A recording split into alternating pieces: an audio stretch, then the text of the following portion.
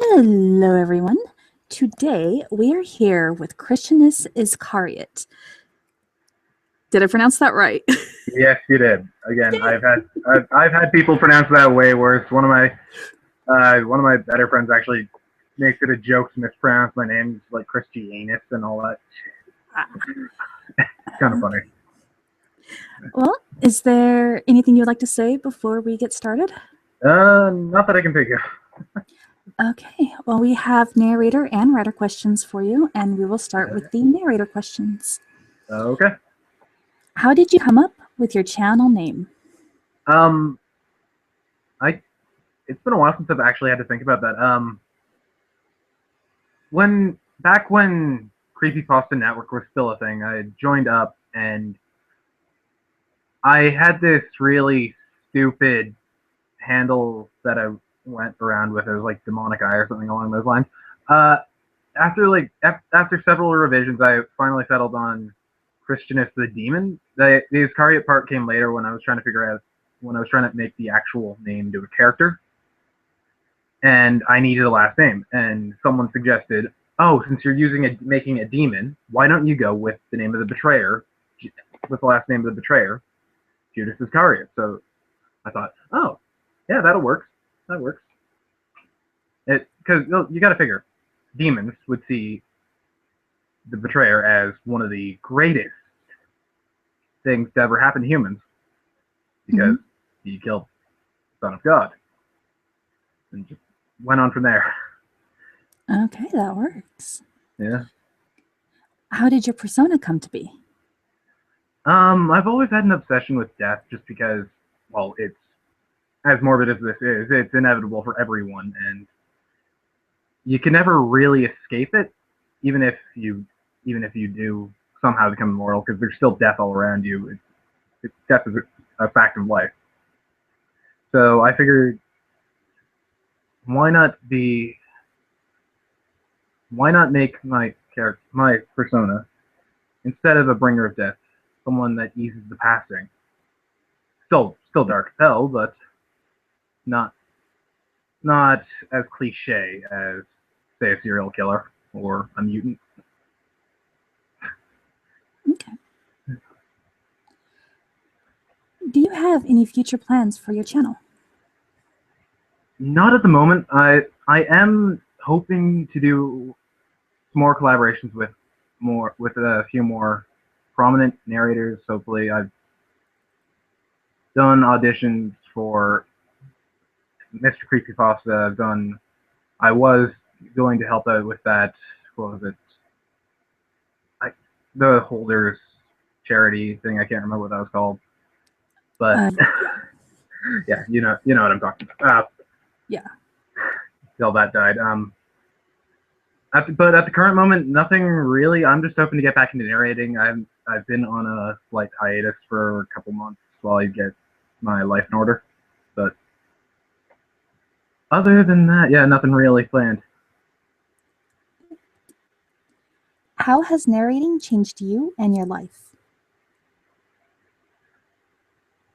Well, before I started narrating, I was a lot more quiet, and I never really stood out. But when I started narrating, I started developing all these voices, all these characters, and it made me a little more outspoken. And it definitely helps with my confidence issues that I've had since I was a kid. And well, it's because through narrating that I've made a lot more friends than I wouldn't have met if I hadn't started. Why did you start narrating? Uh, Back in the early days of CreepyPasta Network, while that was still a thing, I was originally just a writer, but I'd met some people on the chat. I think Right Hand of Doom, Pasta Loves Deutsche, and I can't remember. I think it was Cosmofish while he still had a channel, and they convinced me to start. They convinced me to give narrating a try, and I I started with a simple one, Pure Fear, and I found I loved to do it. It was nice to get into the mood for the voices that were required.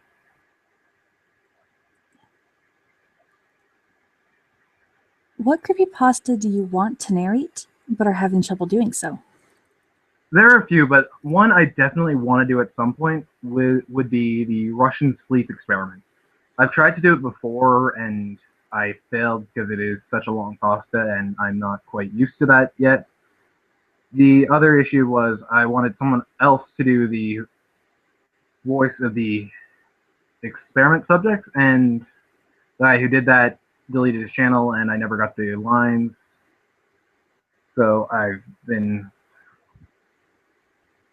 dealing with that. And there's one other one I want to do just because it does have some cultural significance to me, would be the Indian Skinwalker creepypasta on Creepypasta Wiki. That, again, like I said, it holds cultural relevance to me, but getting the voice for the character is another issue.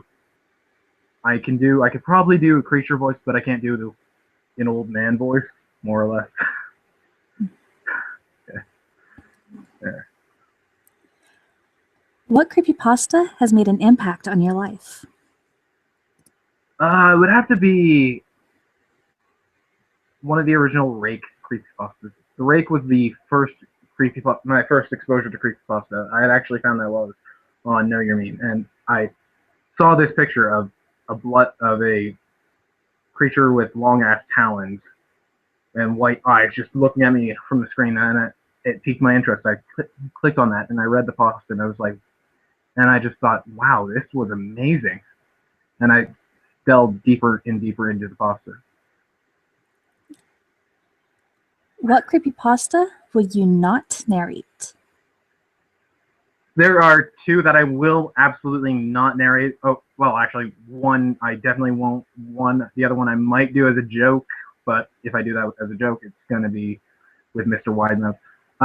The two that I will not do the original Jeff the Killer creepypasta because it is so overdone and it's actually really poorly written, as most people will agree.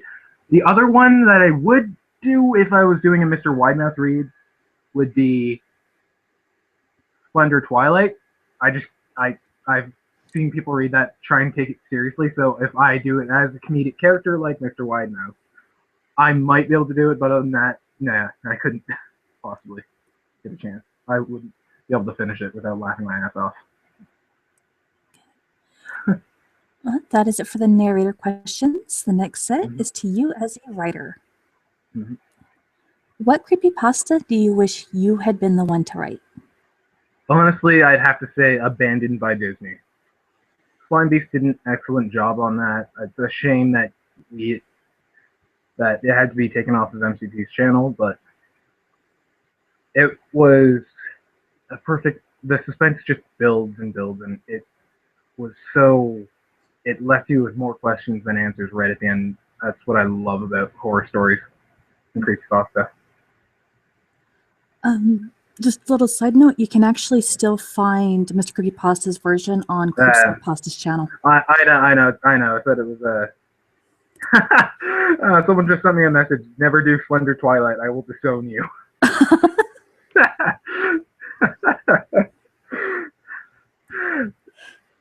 Yeah, I've seen it. It's a shame that I had to get moved from his channel onto a Creep channel. Yeah. Yeah. So, okay. Who are some of your favorite creepypasta writers? This one. Well, an obvious choice would have to be Vincent V. Cava because he writes so many so good ones, and another one would be Murphy of Well Hey Productions. I'm not being a kiss ass there. That is Nice Guy Pasta was one of the best I've ever read.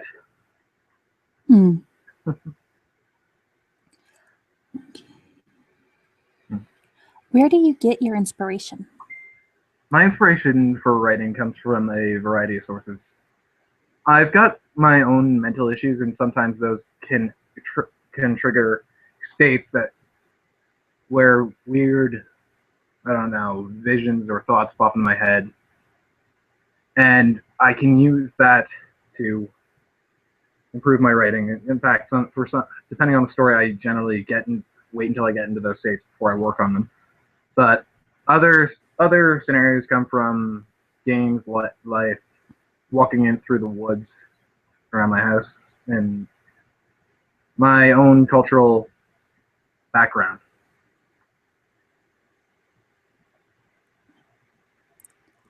How has writing changed you and your life? Well, I always liked to read, but sometimes it wasn't enough for me. When I finally did give writing a shot, I found that I loved it, and when I shared the stories with people I knew, and they told me they loved it, it filled me with more pride in my work than anything else I'd ever done with my hands. Yeah, like anything I'd ever built, or anything I'd ever, anything else I'd ever made. Why did you start writing? The first time I started writing, it was for the first big story I ever wrote was for a grade 11 class, English class. I enjoyed working on the story so much, even though it was more or less a ripoff of Left 4 Dead. And the next when the next year when the school had a writing competition, I jumped at the chance to work on a story and see how well I do on that.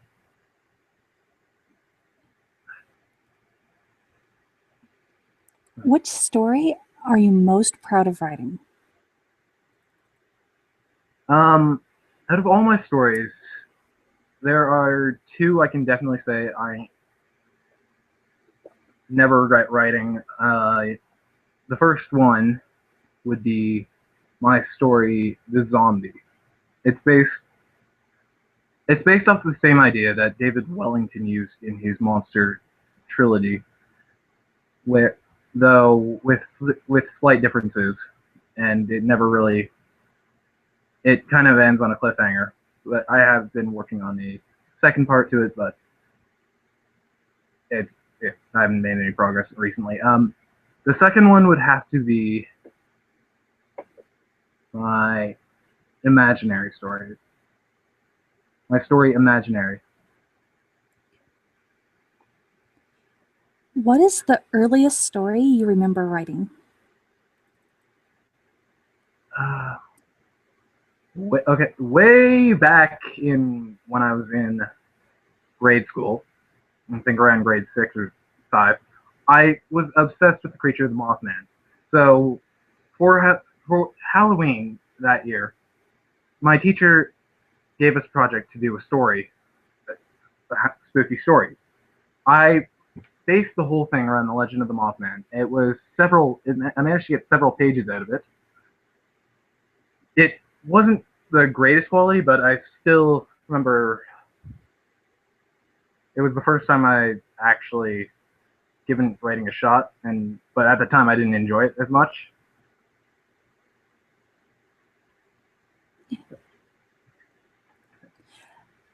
What story are you currently working on? There are 3 or 4 stories I'm working on all at separate times. There's one based. There are 2 based on two of my original characters, both the same type of creature, reapers. One is called The Last Reaper, which is about a reaper during the last days of humanity after the zombie apocalypse, where he has to deal with his own inevitable, what I call fading, and how he deals with the souls of the dead.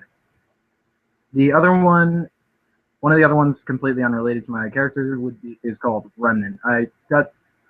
This one the idea for this one came from the lyrics of a Rise Against song, which people live here about. So about what happens after a nuclear war, where humans not only destroy Earth, but they manage to destroy heaven and hell at the same time.